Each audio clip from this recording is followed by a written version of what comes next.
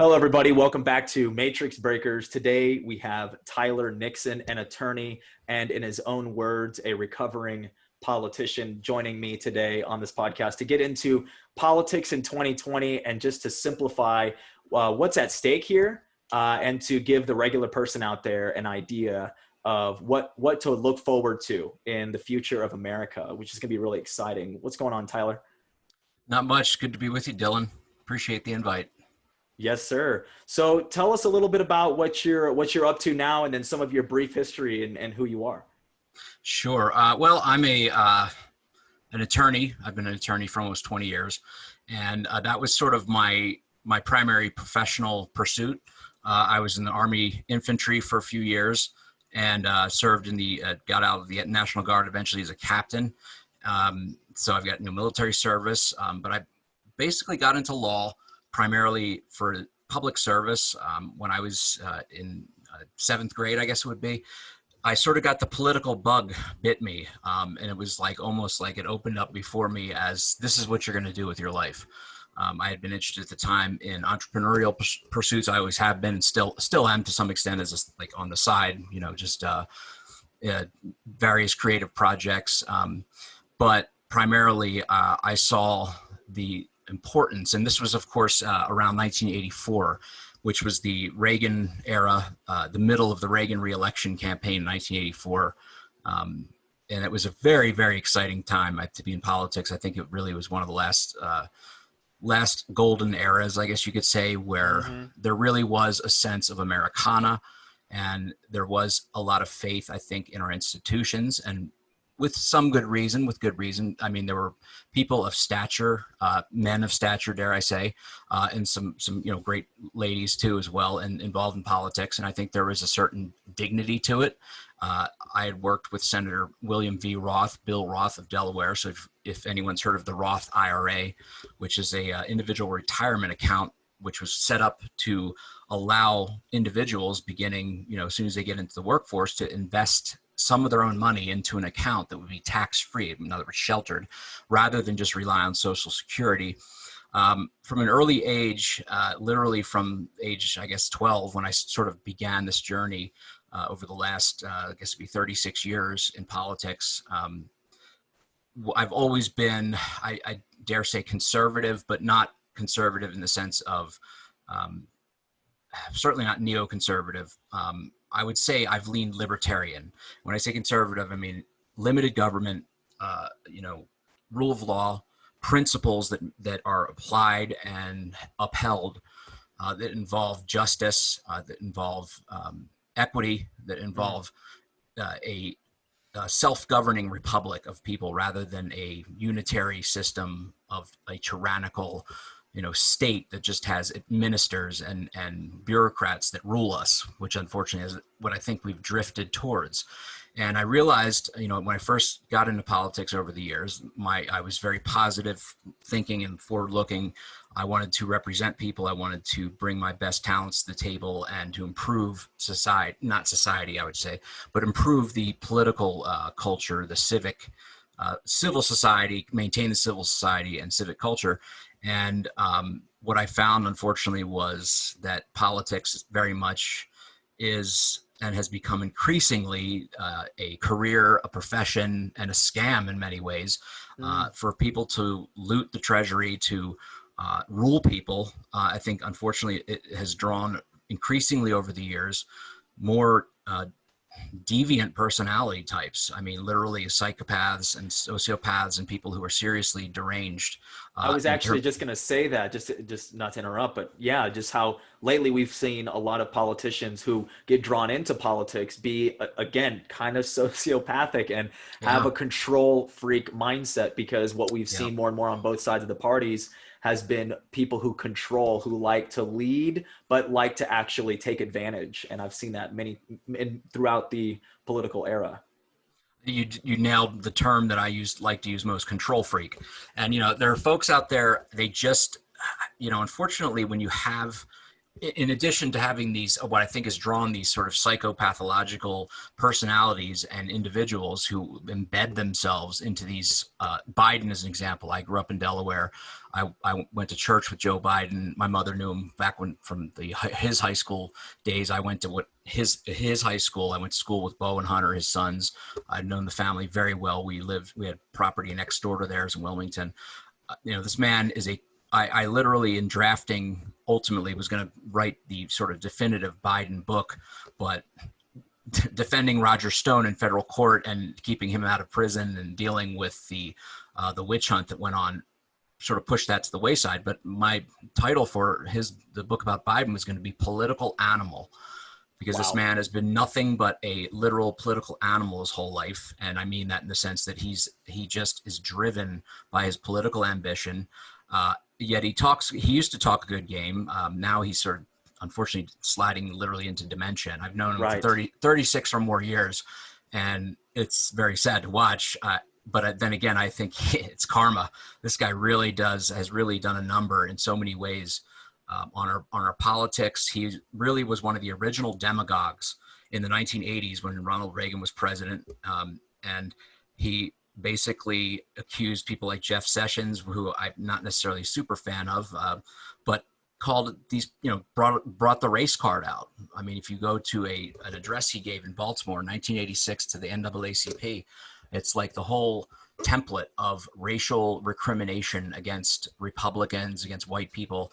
Biden's there stoking it while he's trying to counterfeit himself as a Kennedy with the lofty rhetoric of the Kennedys. Of course, it all came apart for Joe in 1988 when it was found that he was literally cribbing word for word Bobby Kennedy's speeches, John F. Kennedy's speeches, and entire life story sections from Neil Kinnock, a labor leader in Great Britain. Literally, it was like word for word. Making up, grifting. Using the man's life story. I mean, it's one thing to use another person's words, but he was adopting Kinnock's speech in which he talks about his life story. And it's just, I mean, Biden has been I summed him up in this sense. Biden has spent his life trying to prove wrong what he thinks others think of him. And the problem is what they think of him is right. He is an idiot. He is a blowhard. He is a braggadocio, self-absorbed and very immature, ultimately, individual who I think is not suited to the presidency, is not suited to any public office, yet he's embedded himself in one for 30, 40 years. I mean, in Delaware, we couldn't get rid of him. He was elected just after the year I was born and didn't even leave the office until 2008, till I'm practically 40 years old. And then his son was attorney general. I mean, literally, he wanted to create like a political dynasty. Yeah, exactly. And this is the sense of entitlement this man has. And I can tell you stories, chapter and verse, about his in Delaware. He treats people like peons. I mean, I know from firsthand information that his paperboy, when he lived in Montchanan, had the father of his paperboy had to go and knock on his door to demand that he pay his paperboy. They stiff everybody. The Bidens are grifters. I mean, literally the smallest person. They would bring in contractors to do tens of thousands of dollars of work on their homes, or their home, as it may be, and then would just basically say, "Oh, we don't like this." And the contractors would be, "Whoa, we just did $50,000 worth of work." And they say, "What are you going to do? Sue the senator? Or what are you going to do? Sue the vice president?" You're screwed. I know a salon owner, a British guy. He and his wife own a hair salon in Rehoboth Beach, or maybe it's Dewey Beach, but whatever it is, right? That's where my mother lives, and Biden has his second house there. And this guy would get a call as he's getting ready to close, and it would be from, the second lady's staff or whatever, the Jill Biden staff, saying, the vice president's, the second lady needs her hair done. She needs to be prepped for this event tonight, blah, blah, blah. She would show up with her retinue, the Secret Service. They would keep the place open, do all this work for her. She would just walk out, not even pay them, much less thank them. And the next time they called, apparently this guy said, "No, we don't care who you are. You're not going to be, that's not going to happen again." So they are really, frankly, this whole man of the people, Scranton Joe. I mean, Joe Biden is a fraud from the beginning, literally from the beginning. I mean, he bullshit, excuse my French, he Yeah, you can BS'd say his whatever you way. want. Thank you. He bullshitted his way into his Senate seat in 1972 by, I mean, I know principled liberals, anti-war liberals who I joined with in the anti-war movement under the Bush era when I parted ways with my fellow Republicans and became a Ron Paul, his representative, his campaign guy in Delaware. Uh, Hmm. she was back. She was an anti-war activist back under President Nixon, anti-Vietnam, 1970, 72. And she said they asked Joe, like, well, how did you do this, Joe? I mean, you beat a sitting senator. And he admitted, he said, I just told whatever audience I was speaking to, whatever it is they wanted to hear. If it was the anti-war crowd, he was against the war. If it was the Hawks, he was for keeping, victory in Vietnam. So the guy is just a cipher. He's never had an original or frankly usable or workable idea in his life. All he's ever done is try to capitalize on situations. He's a situational self-promoter. So Hmm. during the Iraq War, he was promoting, let's partition the country. And that's why Robert Gates and I think McCain even, who I have no use for either, said that basically Biden has been on the wrong side of every issue in foreign policy in the last 40 years, and he has. And it's Right. because he's constantly trying to triangulate somehow or to make himself relevant, but he's not relevant. He's never been relevant, and he's not intelligent either. He doesn't have any original ideas. I mean, he knows how to promote himself, and he's frankly as he's gotten more down the line into his Senate career, became very, in my opinion, underhanded, insinuating himself into situations and self-dealing. And then you eventually saw what happened if you read Peter Schweitzer or anything that's gone on, to where it's been using his influence to enrich his family and his family members, his Right. brothers and Right. his sister who has run his campaigns. And I'm kind of veering off into Biden because I know the man so well for so many years and have studied him. Right, And I right. tell you But what, it's so important yeah, it because I mean is. he's running now, and the thing about it is, it seems like it's such a spiritual, because it's such a representation of not just where the Democrat Party is, but it's really just big bureaucracy versus this Trump character, this sort of renewed American populism. And it's just like Joe Biden, based on what you're saying, and it just so happens that you know him so well and some of the family, that he is the epitome of a grifter in politics, that because he's not alone. There's many stories of probably state legislators, local politicians, and just all throughout that end up kind of like Biden. But look at this guy. He is like the professional at it. Oh And then yeah, he gets into a place where he's at today. absolutely. He's a phony, deceitful career politician, a ladder climber, a self-promoter, a glib con artist who's afflicted this country. I mean, I literally was trying to write a book, as I mentioned, about him, and I thought all I can do is just sort of recount all his failed attempts to make himself relevant. He has no accomplishments to speak of in his life in terms of his other than frankly the his 100,000 cops and the drug war thing that he did, trying to outdo the George W. Bush and the drug warriors who created this monstrous horrifying drug prohibition regime that has gutted inner cities, jailed and millions of nonviolent quote offenders, Right. has destroyed lives and from generations, if not entire generations of families, has created the drug cartels that are now multi-billion-dollar, frighteningly organized and vicious operations operating just below our southern border, who are part of the influx of illegal immigrants into this country. It has caused people who could have gotten treatment, who truly have drug issues, dependency issues. I'm with Gary Johnson and Ron Paul. Disease, dependency, and death. Those are what we want to prevent. You don't do that by having a war.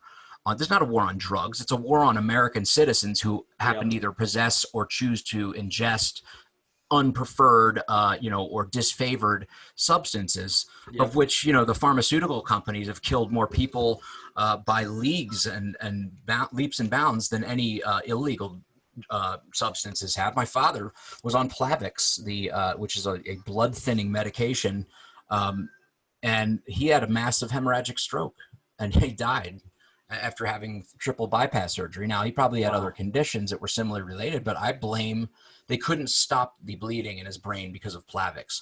Now, I found that this turned out to be a trend amongst this people who were assigned this drug.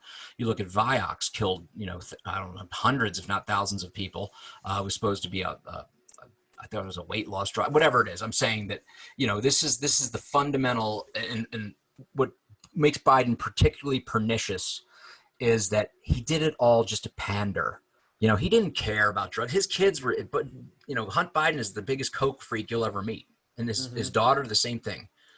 Absolutely, were strung out on all of it. And Biden knew about it. There's no way he didn't know about this, because I remember Hunter Biden was busted in high school when he was a junior. I think I was a sophomore, and someone else took the fall for him. Basically took the fall. So that the senator's son didn't have to, have his career ruined or anything. He secured through influence a slot in the Navy at the age of something like 40. I forget what it was, 40, whenever, 42 or 4. This is unheard of. You don't go into the military at that age. You got this plum public affairs job that basically jilted somebody, some righteous young officer or soldier, sailor in this case, who would have deserved that slot, was bumped and didn't get it, so that Hunter Biden could have it. And Hunt couldn't control himself, so he shows up to his first initial entry training with cocaine in his blood. It's like, dude, you just spit. I mean, these people they're parasites of the highest order, and the hypocrites, parasites. They are a menace. Biden created the Rave Act, his sequel to the '94 drug war, where literally, you want to talk civil asset forfeiture and these horrifying things where they come in and just take people's property and give prosecutors able to just literally steal from people because there might have been somebody on their property that had some connection to illegal drug trade or whatever, or just possession even.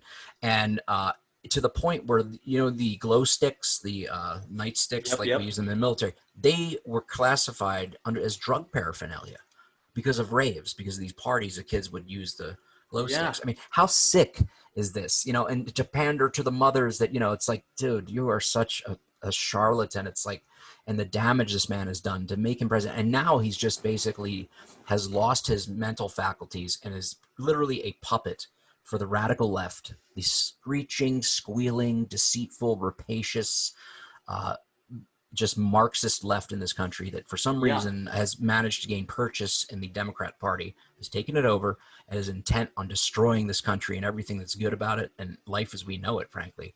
What I was going to say, what I can kind of see as well is that Joe Biden's life and now his position, his pulpit position to be, this presidential nominee, it just goes to show that they really are a decaying and dying breed, that entire type of person. And it's just kind of, again, going back to the representation overall of politics today, that there's this, the political nature of where we are in our government has brought about a Trump, right? And this sort of explosion of populism to respond to what you are explaining through your decades of experience of a decaying political theme, a political atmosphere where there's no virtue anymore, there's no honor, and they're all sort of in on it, so they can't expose themselves. They can't point the finger at one another, because they're all corrupted by some way. They're all blackmailed in some way. And this grifting mentality of wanting to stay in politics, that's what gets me, is this congressional term limits and stuff, because these people who want to stay in politics because of this, the gain that they get over time, I think it just hurts. Like, it's like people like you and I, maybe if we ever ran for office, which I know you have, I think in my head, I would rather just, maybe this is 4 years of my life, or maybe 5, not some grandiose new career path change. It would be more like a temporary thing. But some of these, again, and you're a lawyer, but some of these people who go to law school, I'm an attorney. I'm not a lawyer. Attorney. Yes. So, but some of these lawyers, I'll tell you about the difference. Go ahead. Yeah, Sorry. yeah. Well, I was just gonna say, but some of these lawyers who go and they get involved in the law and they get involved in the politique, if you will, I think they just get obsessed with this idea of getting voted in to a place and just, kind of staying there for a long period of time. But go ahead and share what you wanted to share there. Well, no, it's a popularity contest for psychopaths. I mean, honestly, because look, we used to have a tradition in this country where it was a citizen's representative, a representative republic. I mean, I look back at the tradition in Delaware, for example, from where I grew up, and just in general in the country. I mean, I looked prior to say the 1960s and 70s. You would have a new representative like every 4 terms or so. A senator would only be in office for maybe 2 terms. That was it. They naturally term limited, and this became this as Washington grew into this giant, rapacious, monstrous power center and money exchanged, first Laundering. of all, like, yeah, exactly. I mean, first of all, money flows through it. It's influence, purchasing and peddling with the iron triangle, where you have special interests, you have someone who represent those special interests, and then you have a constituency of people, and it feeds itself into a cycle where you create bureaucracies we can never get rid of, Correct. because you have the bureaucrats have their vested interest in the jobs. The people who are fed by that bureaucracy, like the teachers unions, for example, say the Department of Education, which shouldn't exist in the first place at the federal level. And then you have the representatives who are shuttle donations, from these entities like the NEA, and keep the whole thing going and protect the whole enterprise. Right. I mean, And the it's FDA is an example of this, the rent seeking that goes on, and the, creating barriers to entry for anybody, limiting I mean, it comes down to, like, do you know what it requires to start a business in this country anymore? I mean, every time I've come up with a really great idea and a timely idea along with other people for a business, for some type of enterprise, the one thing that's always stood in the way is always, always, always been regulations. regulatory compliance. Yeah, regulatory Hmm. compliance with taxation, structuring. I mean, you have to have practically, a part like a minor, if you had a major like in your degree, you have to have a minor in bureaucratic compliance, and it's arbitrary and constantly changing. And it's like, okay, so Well, what does that favor? It favors big corporations, which is what correct. they want. They don't want this whole thing with this scamdemic. I'm sorry, but like the whole thing that's That's shutting what it down these is. businesses was to destroy small businesses and individual and independent enterprises, so that, hey, listen, that's a big payoff in a sense to all these giant corporations, especially in tech. And it's disgusting. It's absolutely I want to add to repulsive. what you just said to because this is the way I explain it. It's crony capitalism, and this is why people don't like It's capitalism, crony especially millennials. corporatism. Crony Yes. corporatism is what And it is. this idea that once you get big enough in the market, once you get big enough, you get a whole, either you outsource a law firm that becomes your legal entity, that therefore becomes the lobbying group that therefore speaks on behalf of your interests, of maybe possibly even in some cases, some of these larger corporations are creating regulations to Oh, put on the little absolutely. guy. So You know that's it, what the man. people hate. And they don't know that, though. They don't really think it all the way through, but it's actually these large corporations that go and pay for this kind of new rules. So instead of innovating and creating, they either buy you out, but if you don't want to sell, then they out regulate you. They basically get on a local government, state, or federally, they make new rules. So instead of innovating and competing fairly, they change the rules of the game that make you, that small good idea, irrelevant. And that's the problem in the country. And not only that, but even patents, lots of hidden patents, that are bought up and sort of Oh kept yeah. secret forever, just so they don't have to compete with it.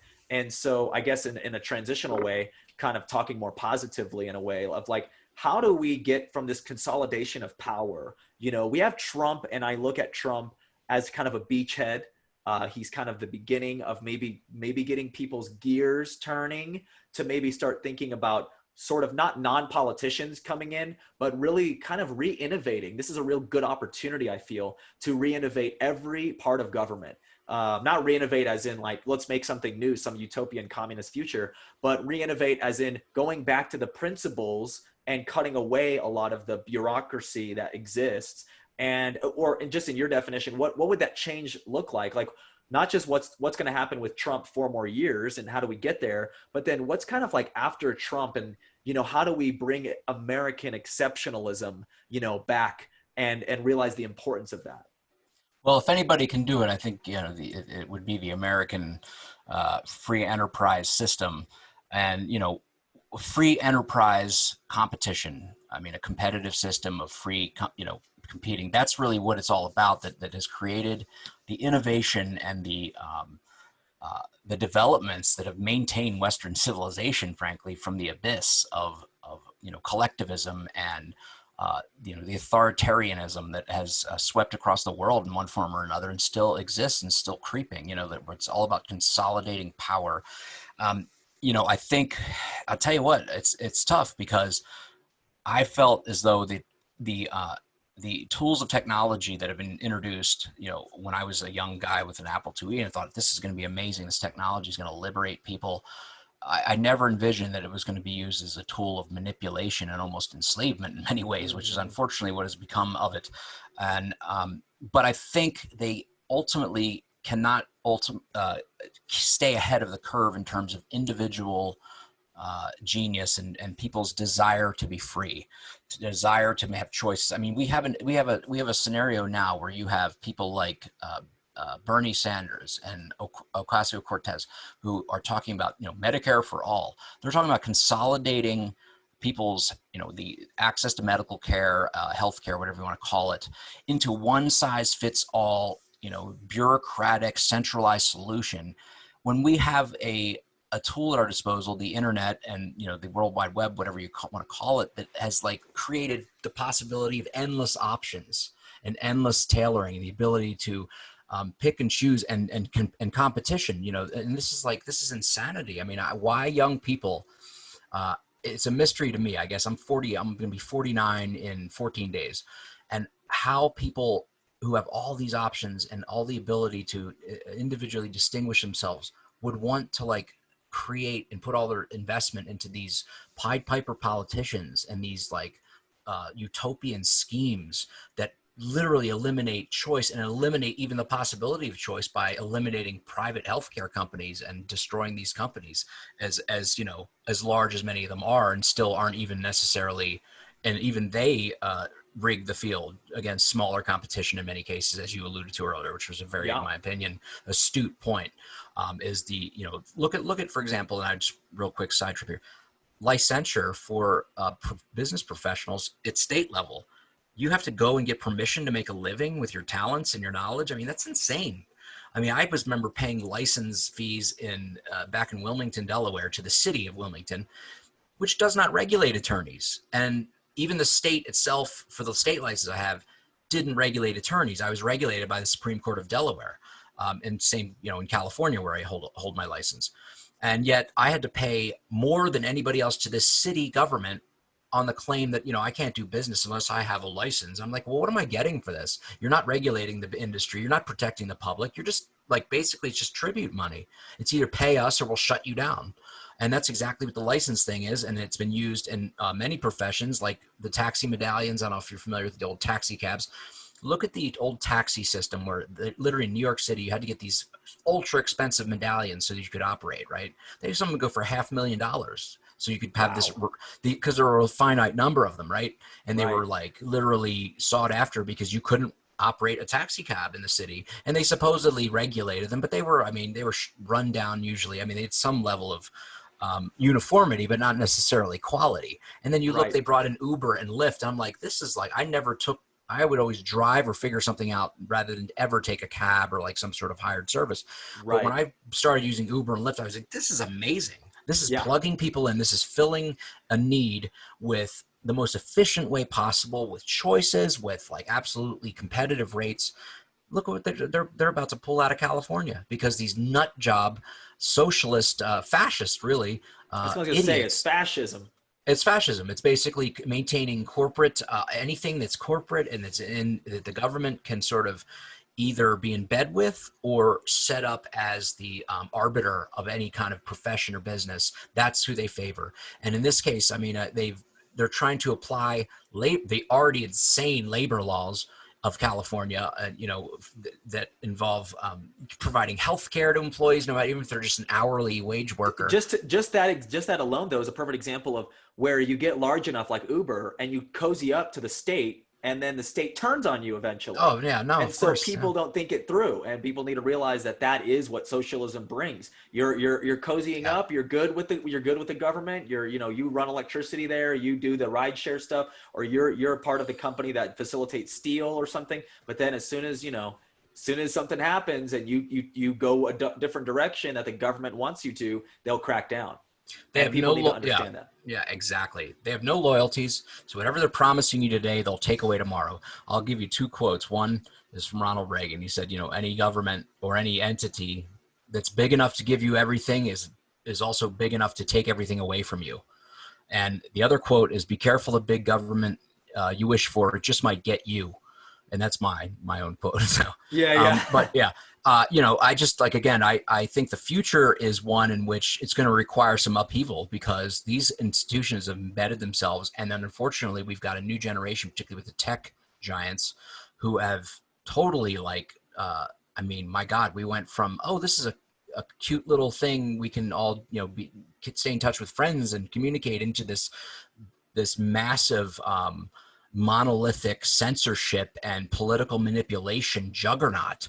I mean, who Yes. thought this was what we signed up for? I mean, I was a late adopter because I was very skeptical of these. I'm like, this is too creepy to me. Everybody's Facebook, Facebook, Facebook. And I'm like, okay, I get it. And I finally got on. I thought, all right, that's fine. And literally within a few years, it immediately began censoring and deciding who can say what, and speech codes. I mean, it's literally using the means of technology to enforce dogma, militant, Marxist in some case, certainly leftist and control freak dogma. And these people are zealots, and wherever they're coming from, I don't know who these, whatever you want to, I don't want to be frankly, denigrating them necessarily, but who are these people sitting in the offices or the basement of Twitter and Facebook determining these arbitrary randos who think that it's their God-given right somehow, or their responsibility, or much less that they should ever be able to censor thousands and millions of people's views who have And what I say to that also is, if you have to censor somebody else's views, I said something on my Facebook one day. I said, if your politics requires you to disarm the population and to censor other ideas, perhaps consider a revision. yeah, Because well, if your yeah, you don't ideas have any can't weakness. compete, That's total weakness. It's a yes, it's concession total that weakness. you can't even get. You can't even persuade people with whatever it is you're proposing. You have to force it on them. You have to impose it on them. That's ultimately what it comes down Monopoly to. of thought. Right, exactly. Is that I've always felt, from the earliest days when I learned about conservative values in the sense of limited government, justice, the idea of the rule of law, but one that answers to only doing things with regard to the law or the judicial system or justice that are required to keep order and to prevent harm from other people. I basically have drifted more and more towards. I eventually ran as a Republican and libertarian candidate. I mean, I say small L libertarian. Unfortunately, I think it's been beaten up. But ultimately, whatever it is, I believe in individual liberty, individual distinction, and I think that will be the path forward that removes. Because ultimately, I think these giant institutions are too unwieldy, and they're too. They can't. I mean, how much control can be exerted by this massive. I mean, China is an example of that, but they've cowed their citizenry into this. And I think the Chinese people at the individual level yearn to be free. I mean, we saw Tiananmen Square, which they tried to Right. obliterate as an event. And I Yep. think ultimately you have all these choices and all these options and all these abilities to be, individually distinguish yourself from others and truly create a unique identity for yourself in your life. Whatever you think of these folks who are talking about gender, this stuff it kind of weirds me out a little bit. I'm not saying, whatever you believe, what you want to believe, live and let live is Yeah, life. my thing, as long as you don't harm other people. But which makes it so odd that they would sign on to this massive, power mongering, megalomaniacal sort of collectivism of like one size fits all. We have to impose this on you. And it's become really aggressive to the point now we see it just like literally they're trying to tear down. They would rather tear down and destroy and burn down our society and the civil society if they can't control it, if they can't get people to march to their tune, to literally, it's not enough that you even agree with them. You have to profess their faith. You have to, it's cult like, you have to hold your fist up, and you have to basically mouth the words, and you have to, it's the old, in the Soviet Union, when in the height of the Stalinist era, the terrors that, Stalin and his ilk inflicted on the Russian people, where it was like literally people were executed or imprisoned in gulags for not clapping loud or long enough during, one of the premier speeches. They'd have Yes. minders watching you. If you didn't clap, whoever stopped clapping first, that's get rid of him. I mean, literally, that's how it's terrorism. This is just history, and this is just the reality, and people are so disconnected from that, and they don't understand especially young people. They don't know their history. They look at America as this like racist and horrible country that exploits workers and exploits minorities and is so horrible. And so again, it's so crazy that we live in a world now where you have to remind people that slavery exists to this day in other parts of the world, and that other parts of the world are horrible, and America is this like little teeny tiny bastion of light that's left in the world, and you see a revitalization here, but I mean also around the world. Any thoughts on that? Oh, absolutely. I mean, Winston Churchill said it best. I think he was speaking of democracy, but not pure democracy. He meant like the sort of constitutional republicanism, which sort of is, called democracy. He said, democracy is the worst form of government on this earth, except for everything else. It's like, okay, it may not be perfect, but it's still, what we have here is better than anything else on this earth. I mean, I would urge anyone to listen to the final speech of Herminio Hernandez. I forget the guy's name, but he basically spoke at the Republican National Convention. At the end, he was a Cuban, I guess, refugee, and said, don't let these people take over. Don't let them destroy this place, because this is all there is left. And his father said, if this place falls, there's nowhere left to go. We are the last beacon, the last hope. And frankly, we're struggling right now because we have people who have the same ilk that have basically wrought havoc on this earth for a couple of centuries with their daft, utopian insanity.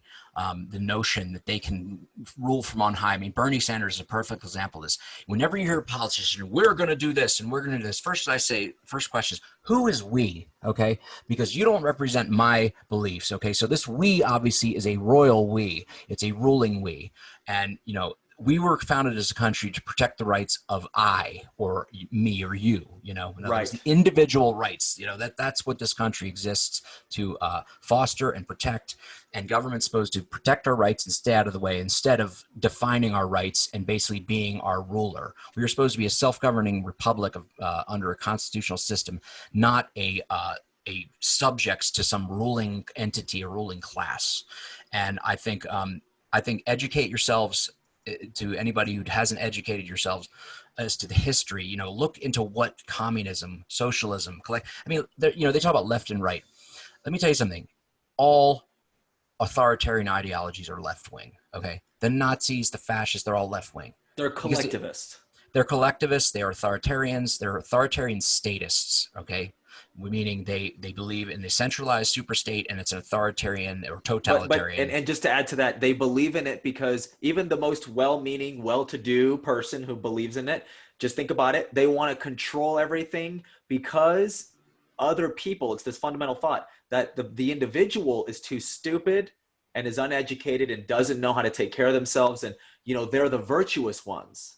See how that works? Exactly. No, totally. They put themselves out of, they think humanity is perfectible, ironically, yet they think humanity's, the mass of humanity is too imperfect to be able to handle their own, to handle these big issues. And it's like, well, wait a minute.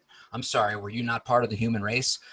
So it's this, I have this little circular, little representation of letters, and it says we need government because people are not virtuous enough to, in other words, it's a circle. It's like saying, there's somehow, I would urge you to listen also Milton Friedman, a Uh-huh. great man who said, he was doing an interview with Phil Donahue, and he said, who are these angels among us who are so much better than all these horrible people that they need to step in and control things and have these grand solutions and elegant schemes, which ultimately just end up screwing things up worse, creating distortions and frankly harming people ultimately.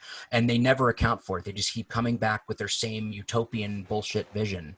And then we see it with, again, like Ocasio-Cortez, all this like universal healthcare. It doesn't work. Okay. How many frigging people have to die? 100 million plus in the 20th century have perished, to these people. In China alone, probably anywhere from, depending, 40 to 60 million with the Red Brigades and the cultural revolutions that went on there that are frankly what we're seeing in the streets today. It's not Stalinist, it's not even Marx, it's Maoist. I mean, like literally shaming people, like little mob squads going up and like menacing people and dismissing elders as being just out of touch with reality, unless there's some, dear leader type like Bernie, or in Biden's case, just a Well, literal puppet. they have no leader. I actually asked this question. It's like they don't even have a leader. If I ask the random, anarchist, whatever, running around doing stuff, it's like, Hold on a who's your second. leader? Yeah, go ahead. Anarchist. Okay, this is what this kind of angers me, because I'm at heart an anarchist. Uh-huh. And when I say that, okay, people think anarchists are running around trying to just create chaos and trying to destroy the existing, whatever. These are Marxist revolutionaries, insurgents, insurrectionists, whatever you want to call them. Anarchists, which could also be called voluntarists in the correct form, are people who simply do not recognize the inherent validity of authority, which Uh-huh. ultimately, if you listen to Larkin Rose, who I commend to you, Mhm. like I'm an anarchist at heart, but I acknowledge we live in a world we require order has to be maintained by organizations. But at the same time, Right. it's like there is no God. I mean, you cannot confer rights on a collective which you don't have individually. I can't go out and arrest people and murder them with impunity. So neither can any of these. In other words, what they want to do is create, and frankly, it's a religion. It's become a religion, the religion of government. They have their scriptures and all these statutes. They have their ministers or their priests and all these bureaucrats. They have their temples and these great buildings, and they have their rituals such as elections, which supposedly invest in these people the ability. And I mean, look at what they've done under this so-called pandemic that they've manufactured out of thin air. They're just issuing orders as though they have the effect of law.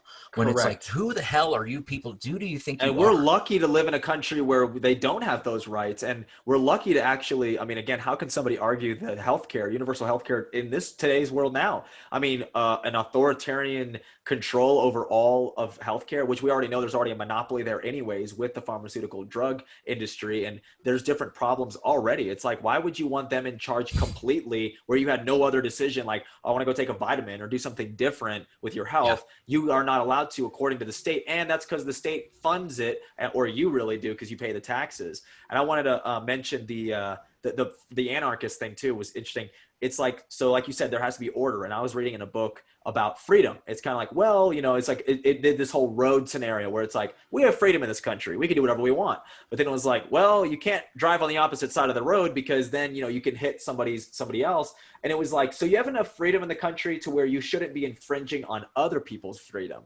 Yeah, And it's I this love this balance of Rhodes argument. order.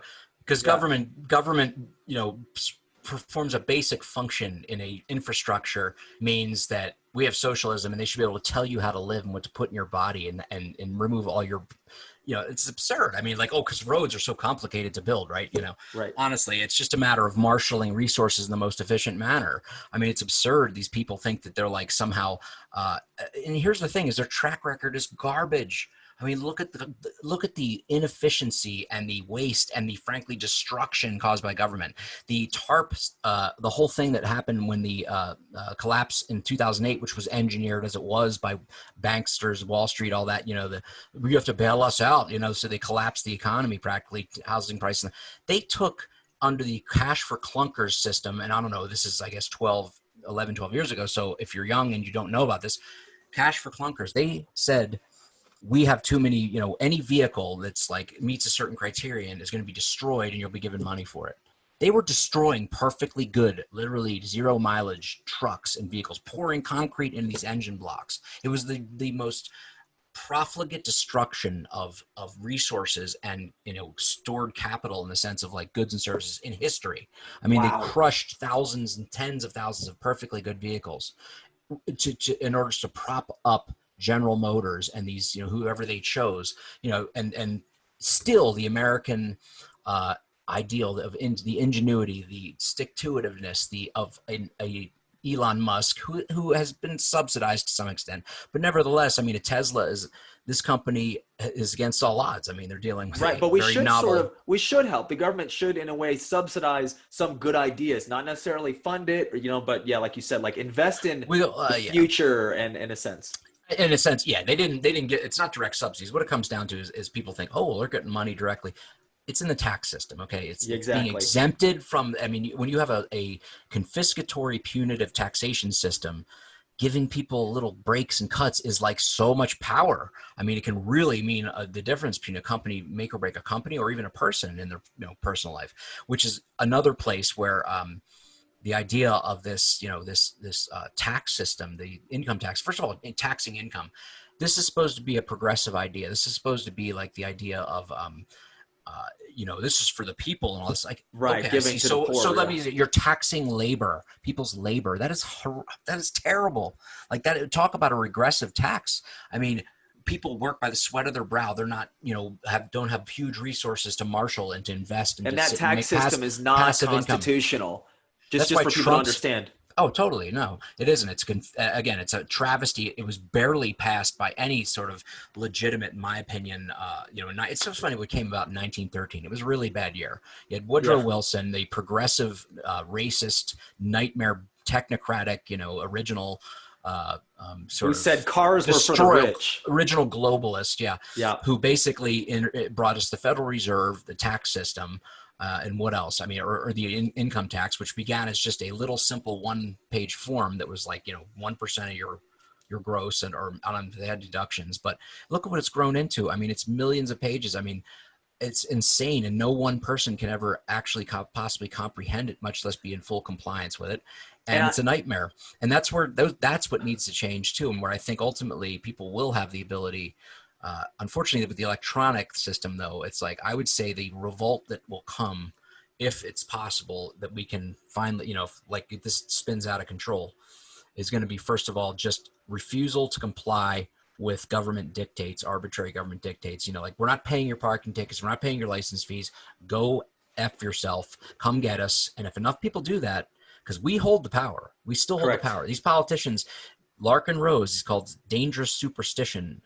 He's really a voluntarist, not, I mean, anarchist, but whatever. He doesn't recognize, he said, this is a superstition. If people in their minds, like, adhere to the belief or are willing to comply with the belief that government has power over us, because they don't. Ultimately, they don't have enough police, they don't have enough anybody, and even amongst those ranks, who's gonna They're trying to defund it. But yeah, I want to say, just on everything you're saying, I want you to continue. But that is breaking the matrix. Legit. That's what this whole podcast is about. definitely. Yeah, amen. Yeah, no, good. An excellent name. It is. It's people are lulled into this sense that, well, I guess I just have to go along. And we see the depth of this programming of people where, my God, overnight, everybody's like slapped on masks to the point where it's like, you can't even not wear a mask without being accosted by somebody who's like, wear the mask. It's like, go fuck yourself. Excuse my Yeah. The French, but like, I don't know, ultimate who do you think you are? collectivist. You better have like sheafs of 50 years of studies that show that these things work, first of all, and even more that shows that we're actually in a crisis situation that But at requires the end this. of the day, it still is just the individual that gets to decide. Yes, yeah. Ultimately, it's whether you're going to stand up. Just know these people have no power over you. It's an illusion. It's superstition. And if enough people say enough, we don't believe it, we don't obey you. What are they going to do? They don't have enough armies. They don't. I mean, we outnumber them literally by these politicians by millions to one, in a sense. Like, I mean, Right. if you break it down at the federal level, anyway. So And that's why something they've resorted to manipulation, to disinformation, to it's weakness that they have to do that. indoctrination. Yeah, they prey on people's fears, they prey on their ignorance, they create their ignorance, they weaken their minds, they condition them, and that's what people should resist against and should push back against. And that's why it makes me laugh at these people who claim to want a new order, and we want people, to be these corporations and stuff. And it's like the biggest corporation of all is the United States government. People, I mean, this is like this is the evil, and to tell you, I clerked for the Delaware Court of Chancery, which is like a premier, business court in the world. And we had, there was tests of various duties and like things that a corporation has to meet to be legitimate, where it's operating has, duty of loyalty, duty of good faith, and fair dealing, and all these things, equity.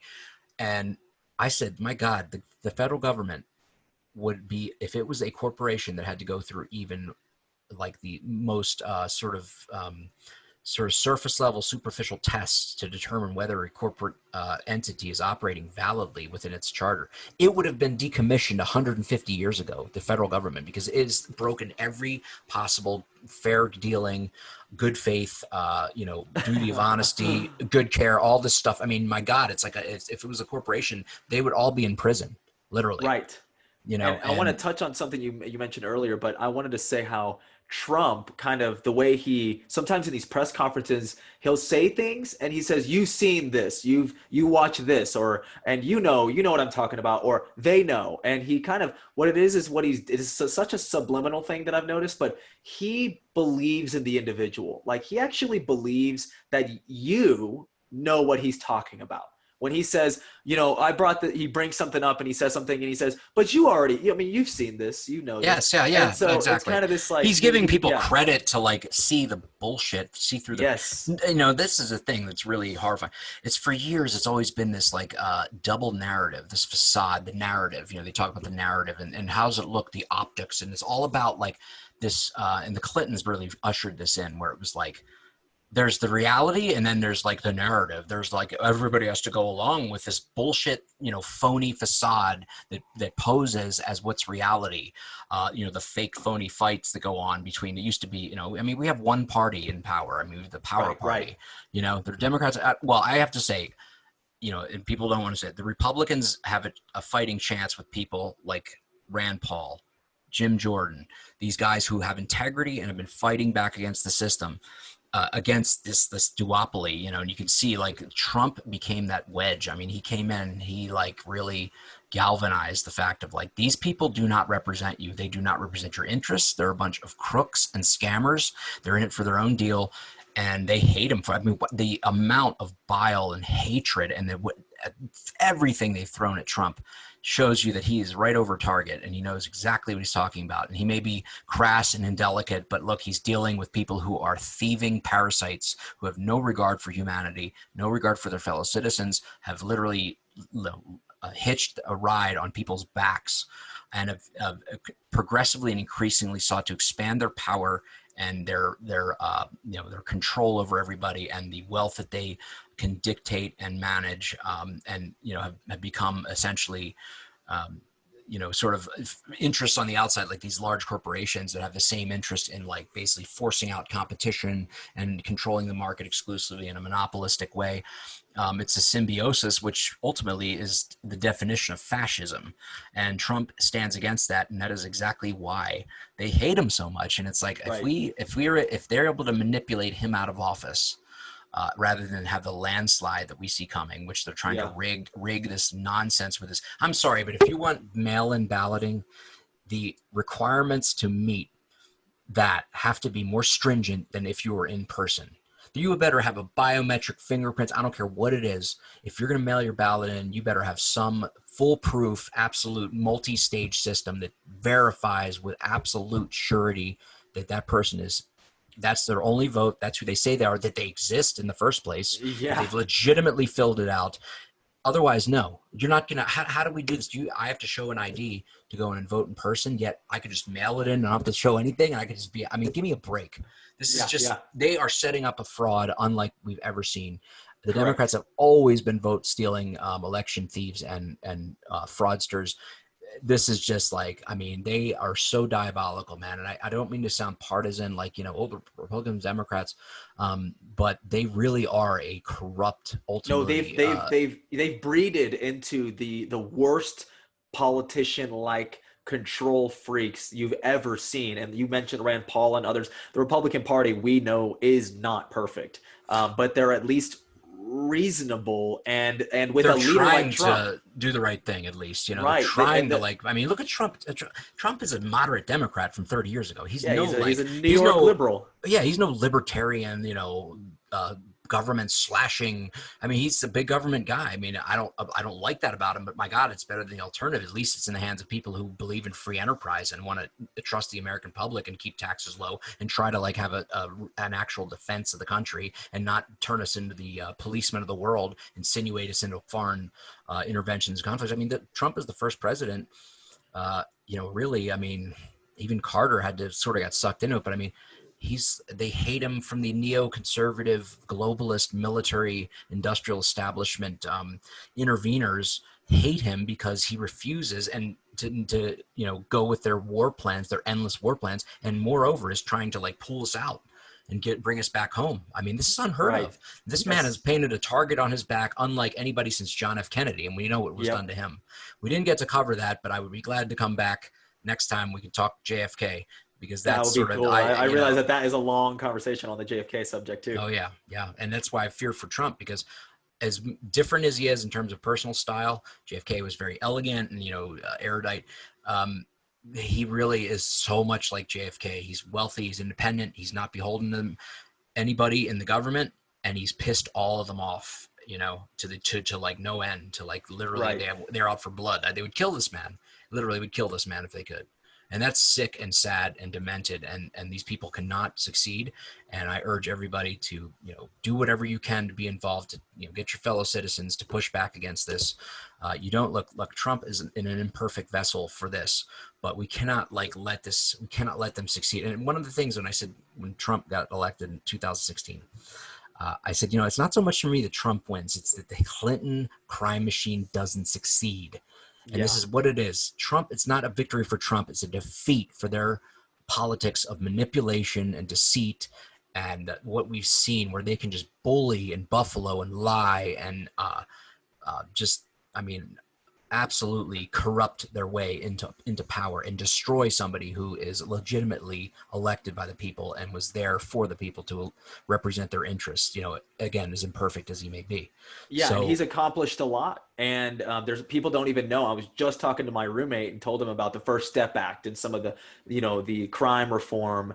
And then he just said, "What? That he did that kind of thing."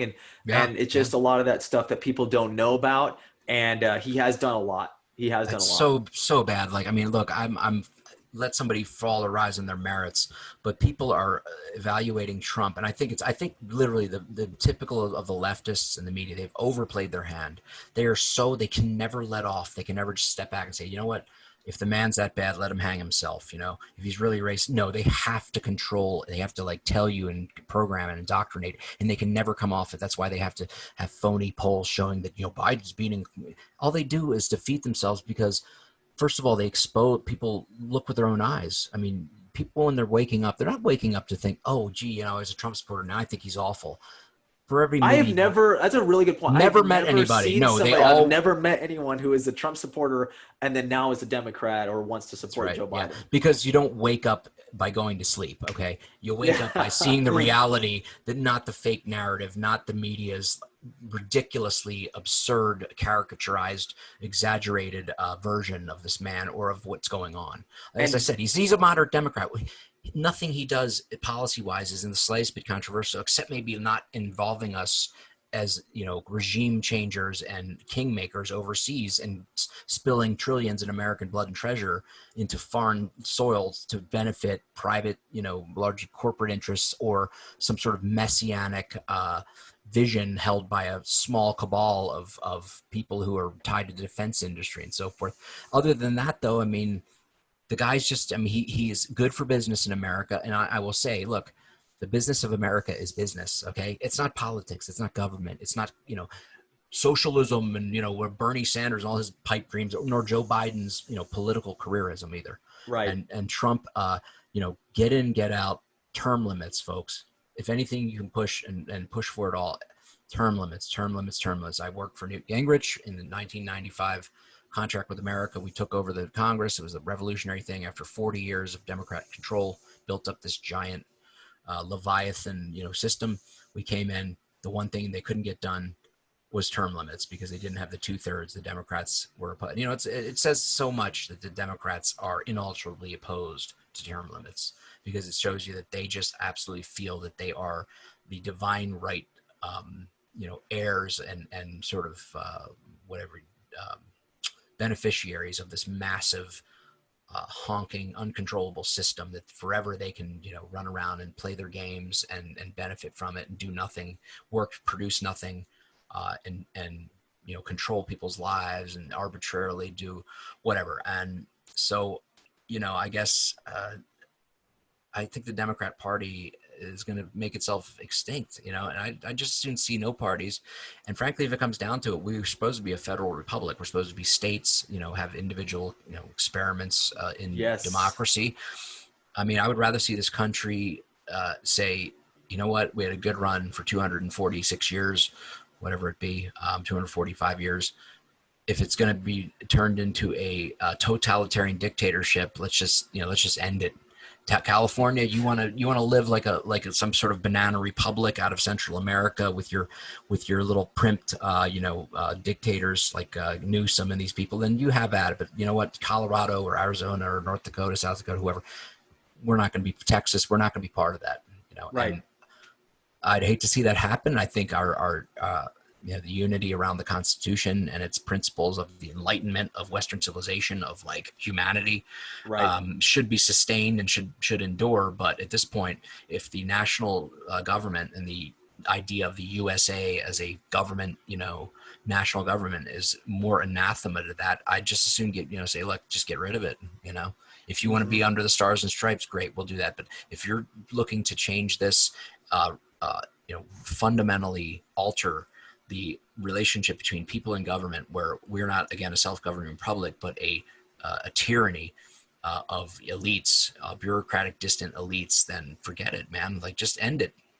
Put it out of its misery. Hopefully that Yeah. doesn't happen, though. And Yeah, and I think in Trump's second term, like we really do need to see really like this QAnon idea of mass arrests or just rolling up people because we need that. America needs that. We need to see crimes, be prosecuted in a very just way. Because I if we think don't what we have that, it can, will yeah. continue. Well, unfortunately, they've built a system that believe me, I had hoped for it for years, to see the people prosecuted when they commit these crimes, or just the fact that people aren't exempt from the law, even especially the ones they create, like Biden and his family with the Well, yeah, drug war is one perfect example. example. Yeah, or just generally the corruption that goes on, where or in Roger Stone's case, prosecuted by prosecutors who are criminals themselves. They are liars. They've contrived charges. They railroaded this man. A prosecutor who would betray public trust, or the duty they owe to the justice system, the idea of justice, are the worst criminals of all, because they're literally destroying people's lives, innocent people's lives, by abusing power. I mean, they're worse than any criminal I can think of, yet they go on and they continue. So, but I think it's going to happen. It's going to have to be generational replacement. Unfortunately, look, Ocasio-Cortez may be like the Pied Piper of the Democrat, socialist left, but I see a lot of good young libertarian, freedom-oriented, libertarian small L again, Yep. freedom-oriented, free enterprise-oriented, like servant people who want to serve and their fellow man. They don't want a big political career and to be a big shot like Joe Biden. I think you'll see this young guy, for example, in North Carolina, I think has taken over. The guy, the paralyzed guy. Yes, Meadow seat, Yeah. a perfect example. There's a lot of young talent. I mean, yourself. I mean, you're someone who you should be involved. I mean, I'd like to consider myself still part of that in some way, even though I ran several times and against immense odds and started to make a difference until they just literally crushed me. Right. But the point is, though, I don't think we're going to see some kind of radical departure from what the current. It has to be a generational shift. It's not going to be a Yep. radical thing, and that's fine, because I think the upheaval from that, much as we'd like to set the precedent, I think we just need to get good people together to elect those who want to represent us, not rule us, Yes. and who are ethical. And it's just as simple as that, And yes, it's unfortunate that what psychopaths do is they get into these positions and they want to make it so untenable and distasteful and horrible for people who are good, to operate, to be part of that. It's like, I mean, I saw it too. It's like, God, like who wants to do this? Who wants to deal with these scum, these people who are deceitful, treacherous, conniving, backstabbing, self-dealing? But, I think, unfortunately, you kind of have to swim in the shark tank to ultimately locate and get rid of all the sharks. Right. Not that we want to on a natural, but whatever, in politics anyway. So, And, and to even to wrap this up too, and just, because I said something on my Facebook. I said, why are people attacking Joe Biden? We're not against Joe Biden. We're literally against we have to I'm destroy, against I Joe Biden. said. Well, I know I'm against Joe Biden too, but my point was like, we have to destroy communism again, and Yeah, yeah. socialism. We have to destroy that, because that's that's going to bring up the next, Yeah, venom, the Biden's just a next, front man. He's just a puppet. He's totally, just a shell at this point. a Um, hundred and percent. here's the thing: one thing I've realized in America. First of all, we have the Second Amendment, and we have a heavily armed citizenry, unlike any other in the world, and that has always been a backstop against ultimate tyranny in this country. Number one. Number two, I think it's kind of like, if to use a Star Wars. A reference, if you remember the original Star Wars, which was like, changed my life when I saw it. I was Yes. 5 years old. Wow. In May of '77, we went to the theater and saw it, and I was like, didn't want to see it for some reason. I remember just being like, I don't want to see this movie, and went in, and I was like forever changed. Came out of that and became a like addict, or not addict, but whatever, a little fanboy. And so, and I just remember when Leia is talking to Governor Tarkin, and she says, the more tighter you squeeze, the more star systems are going to slip through your fingers. And that's exactly what I think ultimately it is. There's a point beyond which people they're not going to take it anymore. You know what I mean? We're not Pinnacle. going to be corralled and buffaloed. I think it's like, and also similarly to Lincoln's great quote, you can fool some of the people some of the time, or all the time, excuse me, and all the people some of the time, but you cannot fool all the people all the time. And what they propose is entirely too, uh, um, what's the word? It's too oppressive, I guess. And just, it's either gonna collapse under its own weight because nobody bothers to like comply with it, and they're not gonna go along with it. Or we're going to just throw it off our shoulders. And I think ultimately, unfortunately, we might have to go through some agonies before it happens. But I think people are just not going to put up with it, and ultimately there will be a backlash. There will be a pushback, and these people who have been proven wrong for centuries now in their ideology, which is always the same rehash. Anymore, they don't even bother with it. It's just like, make us. It used to be the Democrats always had this like utopian vision they're talking about. Not even that anymore. It's just like, destroy the other side, lie about them, they're racist, they're evil, like try to defame the other side into power. So they're reaching rock bottom anymore, pretty much, which is a good thing because it means they really don't have much gas left. People are wise to them. I just and then they've resorted to indoctrination. Unfortunately, the education system is no longer education, it's indoctrination. But I think with the internet, with the availability of information, with frankly the collapse of the system, and the incursion or the proliferation of choice in education, people will ultimately get educated and informed and wise up. And I've never, quote Winston Churchill again. He said, if you're not a liberal when you're young, you don't have a heart. But if you're not a conservative when you get older, you don't have a brain. And so, I think there's a lot of people who realize when they start having to earn and live in the real world that this idea of this like political utopia run by people who can't even run their own lives is a complete farce. It's a complete myth. It's a fairy tale, but you can't sit back and hope somebody else is going to do it. Get involved, speak out, speak about the principles of liberty and principles of ethical limited government. The Constitution, it all comes back to the Constitution. It's all there. Those guys bequeathed us a timeless and universal set of principles that deserve and must be upheld, and ultimately will be, as long as Yes. mankind is able to have some Muster a level of, as defense. long as we're not literally in the matrix, enslaved, in this Yeah. Borg, whatever. So breaking the matrix. I'm all about it, man. You Yes. chose a good name Yeah, and I, and I really concept. appreciate everything and your time and all of this. This has been awesome, and I think people really got something from it.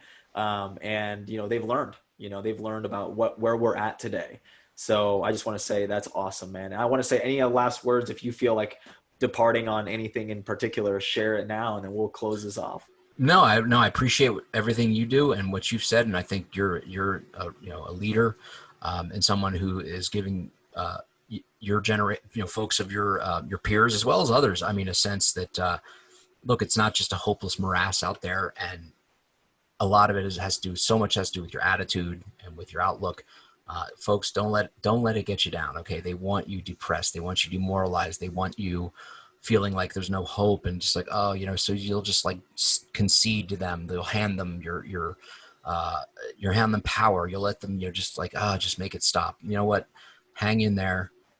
It's going to get dark and maybe a bit maybe turmoil, but like ultimately the other side of this will be a greater expansion of freedom than ever has been seen on this earth, and it's worth it. It's worth it for the next generation. It's worth it for 100%. the kids, the grandkids, and everybody after us. We want to leave this world a more free place than it ever was before, and as we have been given by those who, gave their lives for it. I don't think people need to. I think also comprehend that it's not veterans in the World War II, especially, who I grew up knowing a lot of these guys. I mean, the sacrifices that were made so that people could run around and do what they do in this society and be this free are really, really profound. And they're not just some distant memory or history. I mean, the blood that was shed to give us our freedoms deserves eternal respect, gratitude, and honor. Wow. Very well put. I could go all day about that in particular, just with studying. Well, we will history. next time. I know, and that's awesome. So I appreciate you. We'll go ahead and close it off. Guys, share this podcast, with people that need to hear this, who need to understand these fundamental things about politics and about where we're at today and how important it is now. You got to kind of put down your pitchfork and your hoe, if you will, and pick up the musket and actually fight for the future of this country, because it means that much. So I appreciate you guys watching. Peace.